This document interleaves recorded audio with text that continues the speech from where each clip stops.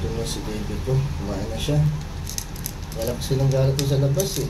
Puro kalmot na tuloy yung ulo niya eh. Kasi magagala. Ito na lang sa bahay. Sige, kain ka muna dyan ha.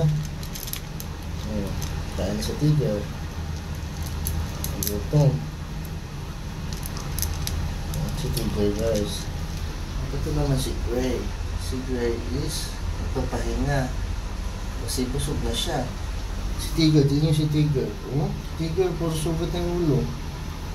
Tiger, kahit ka muna dyan. Anak, nagano na naman. Punta niya sulit, asawayan siya ni Gray. Kasi ayaw siyang pagbigyan ni Gray. Poor Tiger.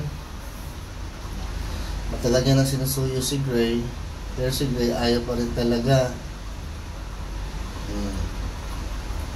Si Gray. Tulog na tulog. Nangyari, sinsilok ka? Need water? Gray? Buntot ni Tiger, oh. Sira-sira. Ito si Tiger guys, nawala siya for 5 days. Buti nakabalik pa rin siya. Grabe.